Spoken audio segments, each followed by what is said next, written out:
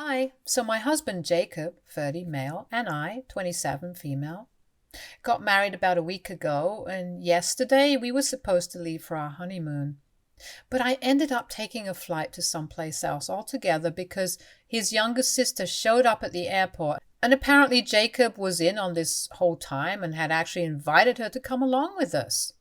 For context, his sister Angie, 26, recently went through a terrible divorce with her ex-husband and has been very torn up about it for the past couple of months. Angie and her ex had been high school sweethearts and got married as soon as they could.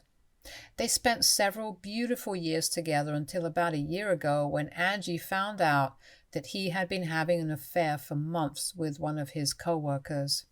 She tried to make it work with him even after that, but after several sessions of marriage counseling, her ex was the one who filed for divorce because he claimed that he just couldn't do this anymore. She begged him to stay, but in spite of that, he left and they got divorced. She received everything in the divorce, the house, the cars, the hefty settlement, but even that wasn't enough for her because she wanted her marriage to stay intact and didn't care about anything else. I thought it was really sad, and I honestly felt bad for her because she was a sweet person and she didn't deserve it. And to be honest, nobody deserves to live like that, and I had witnessed firsthand how depressed she was in the months following the divorce. I wanted to help her out, but all I could offer her were words of consolation.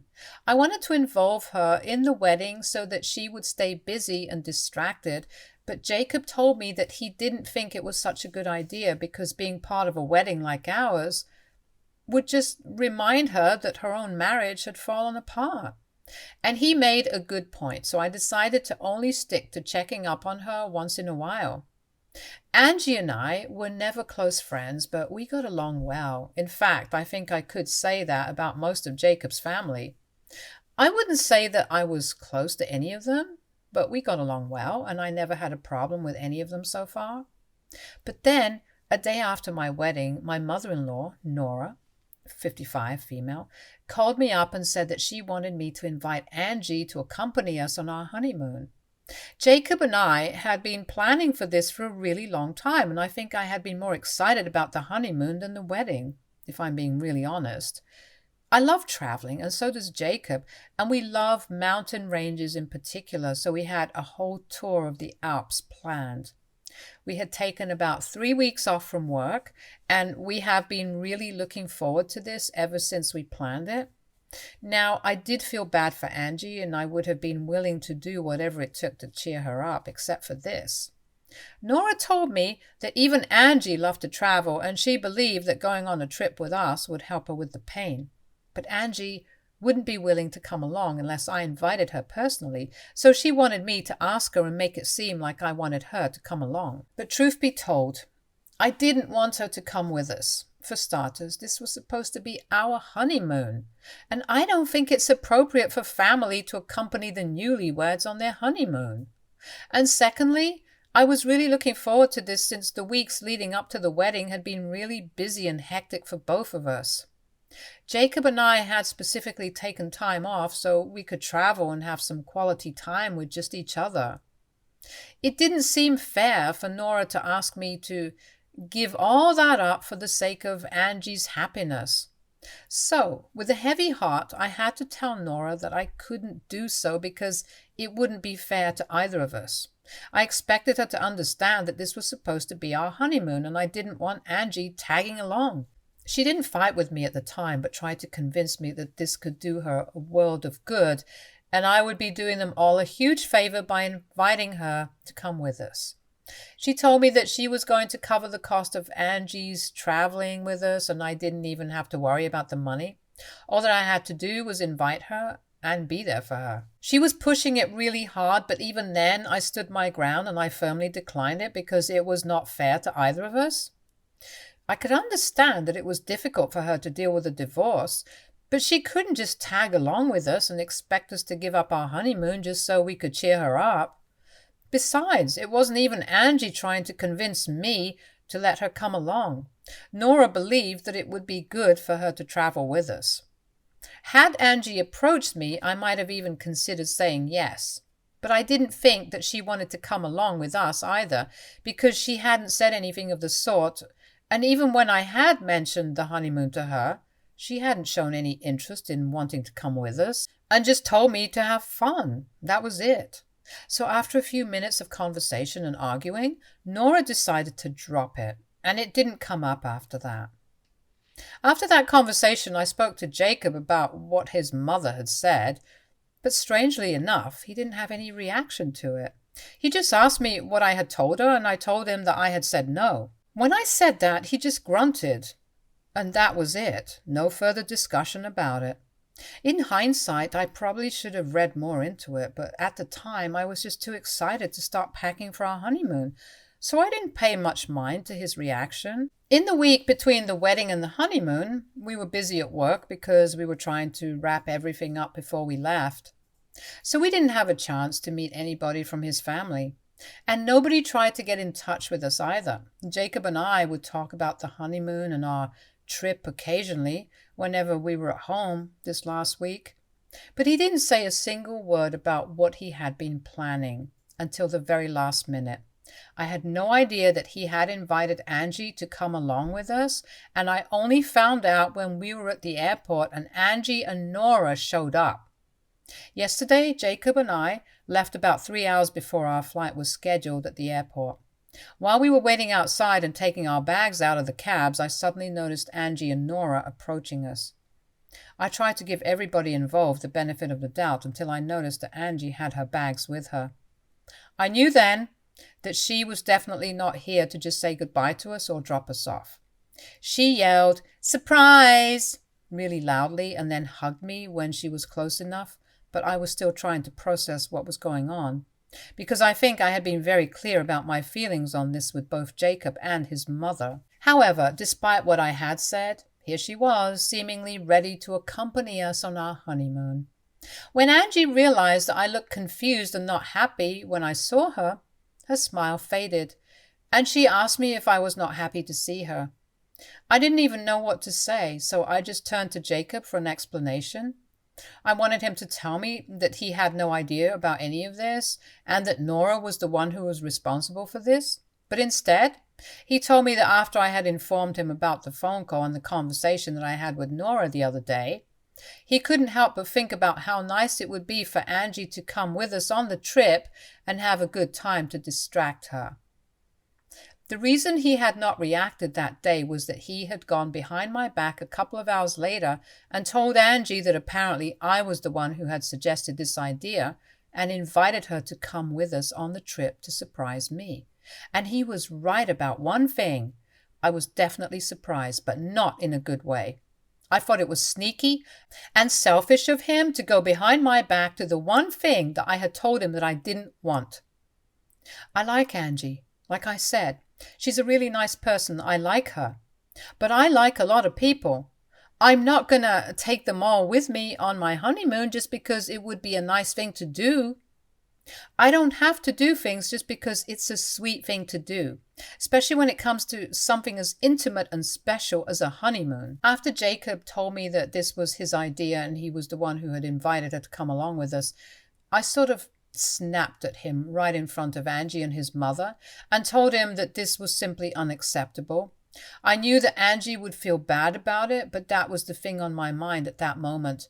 I told him that he had gone behind my back and I couldn't forgive him for that, because it had barely even been a week into our marriage and he was already being sneaky and lying to me. He tried to pass this off as something really small and insignificant, but he thought I had been planning for this honeymoon for ages and I had made it very clear to him that I was really looking forward to this. Even on the day that I had told him about the suggestion that Nora had made and that I didn't like the idea of asking Angie to come along just because she was depressed, I think I had been very clear about my feelings on this. So this was not petty or insignificant in the slightest to me. I felt like he had betrayed me and I was extremely upset. But he simply refused to look at it like that. And he said that I was making a bigger deal out of it than was necessary and completely blowing this out of proportion. He told me that Angie would be paying for herself. She would stay in a separate room and she would only join us for certain activities, but we wouldn't be together all the time. However, that was not enough for me because at the end of the day, she was still going to be accompanying us on our honeymoon. And I don't know about everybody else, but I really think that's weird. Had this been any other trip, like a normal weekend trip, I don't think I would have had a problem. But asking my sister-in-law to come with me on my honeymoon was where I drew the line. After a bit of fighting and arguing, I decided that I had had enough. And since Jacob refused to take accountability and accept that he had done something messed up, I thought that I was better off going away on my own. I had already taken 3 weeks off from work and I wasn't going to let that go to waste. So I dropped the argument, went inside the airport after telling him not to follow me. But of course he did follow me. However, I didn't want him around at that particular point in time, so I actually had to yell at him to stop following me around and said that I didn't want him anywhere near me or I really would report him for harassment.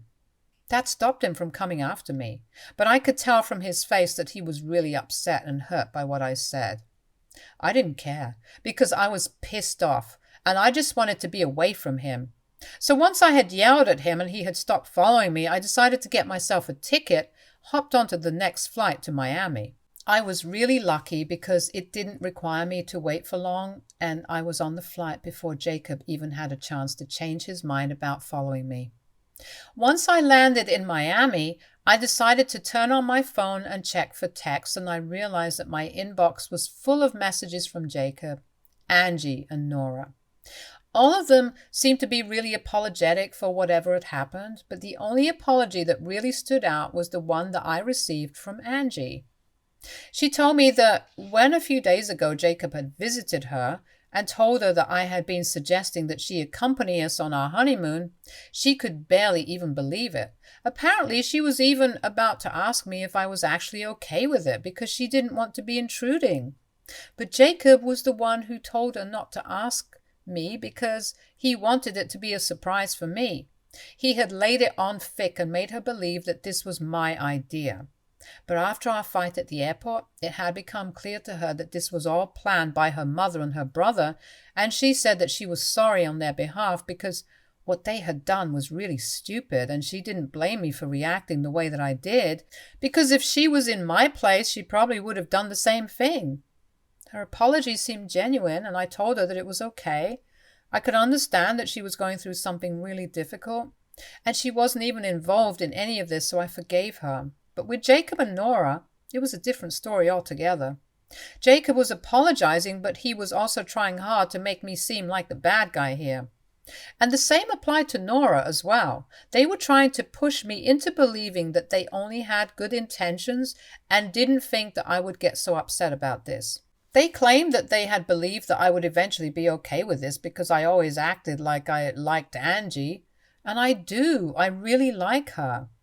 But like I said, that doesn't mean that I want her around on my honeymoon. And if they can't accept it, then I don't know what to tell them. Now, I know for a fact that I'm not in the wrong here, but I still kind of feel bad. And it doesn't help that ever since I landed here, I have been fighting with Jacob non-stop. It's because he just doesn't want to accept that he messed up by going behind my back and that this was not the right thing to do. I understand and I really respect the fact that he loves his family so much and is willing to make sacrifices for them. But I think it's extremely unfair to expect me to make the same sacrifices for his family. And not to mention, I'm his family as well now, and he owes me certain things. It just feels like my happiness doesn't mean as much to him as his family's, and it feels really petty to make it seem like a competition, but that's how it appears.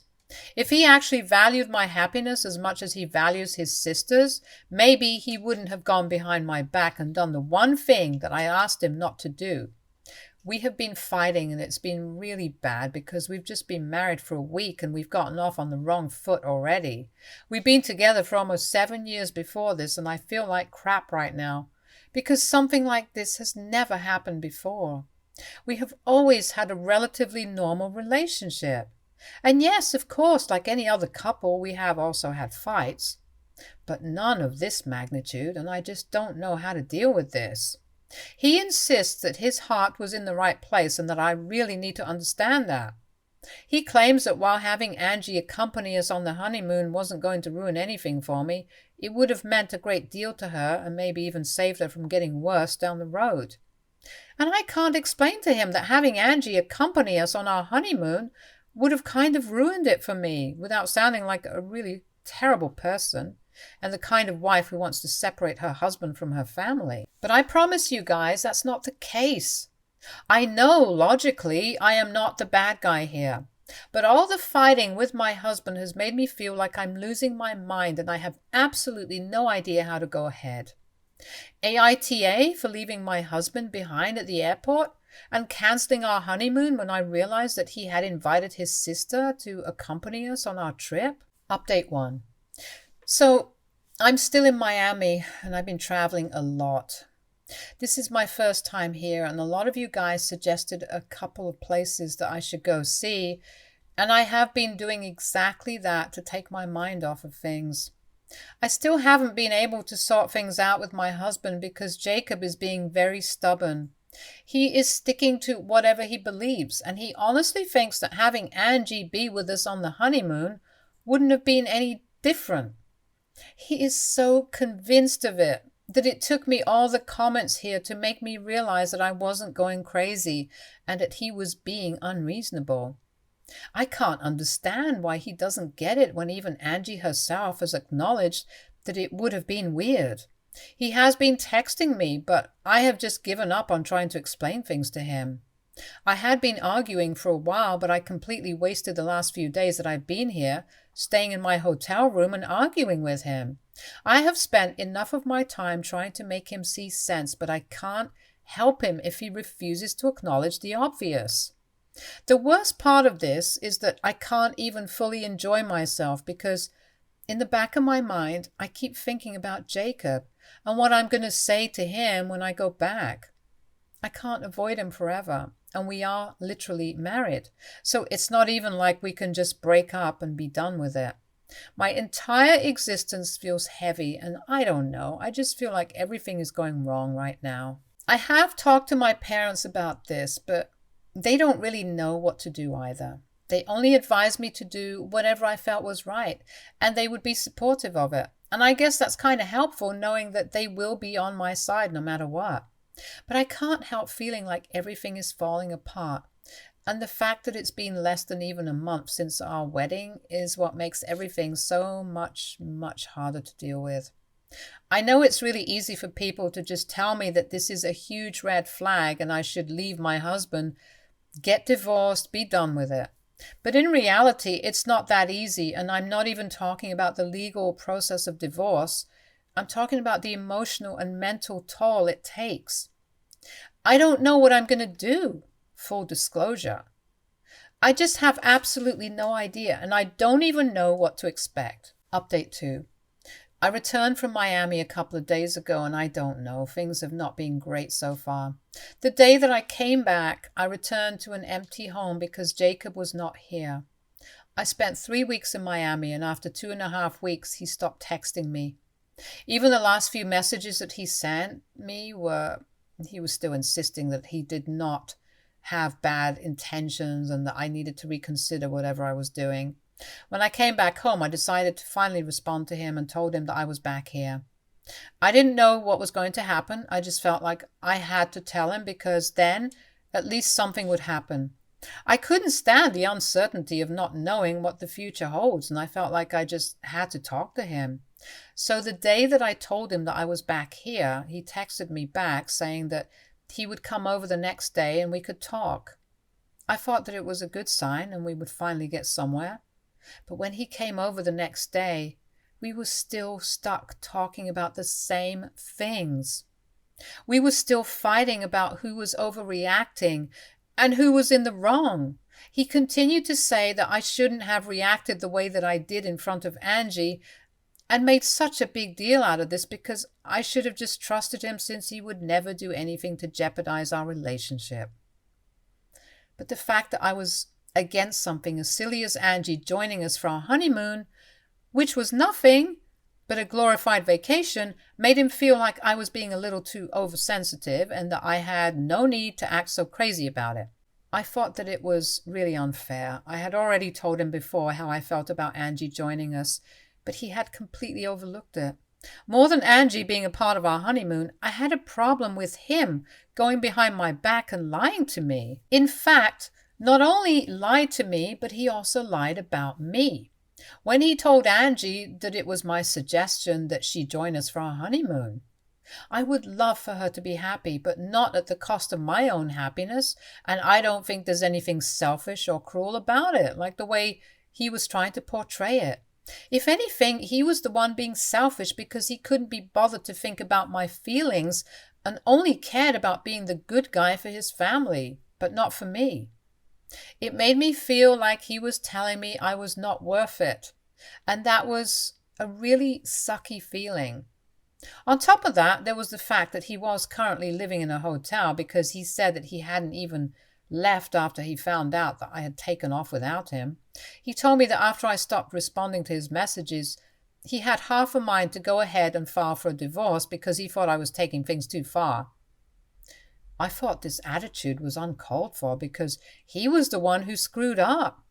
We argued a lot, and to sum things up, there was absolutely no improvement in our situation. He keeps saying that I don't have a sibling, which is why I don't understand why this is so important to him. And all right, maybe that's true. I'll never personally understand what it's like to have a sibling and care for them so much. But you know what? There are several people in the comments of this post who did have siblings, and they told me that this was taking things too far. So yeah, maybe he is the one in the wrong. And he's just trying to gaslight me into believing that I'm the one who's overreacting. Whatever the case, I'm not falling for any of it. I have made up my mind that if he doesn't apologize to me soon, then I might just have to talk to my lawyer and prepare for a divorce.